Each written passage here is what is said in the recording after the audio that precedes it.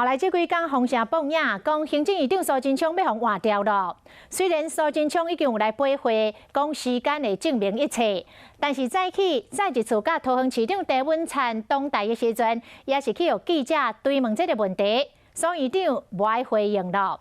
另外，昨的秋斗大游行，国民党来发话，爱蔡总统针对着3肉钟的美国猪来辩论。苏贞昌讲，希望伊阿杯甲到11届的国民党的立委，互伊就台来报告，讲这个答询都是上好的辩论。我刚刚被中国宣布是头号战犯，罪行的第1条就是我管制口罩出口。互大家惊一条，原来是要用真紧做喙暗的例来强调人才重要性。不过前一天的游行，嘛去互国内反对美国猪进口的民众，列作是头号战犯。国民党主席江启臣爱总统蔡英文出来为内地进口做辩论。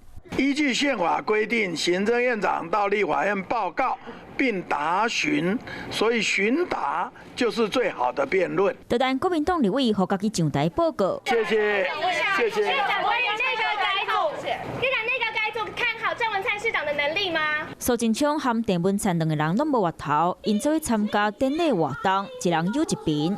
这阵啊，行政院长换人做谣言一直传，两个人拢已经回应过啊，嘛是一直访问。即马敢来当笑笑啊，就等时间来证明一切。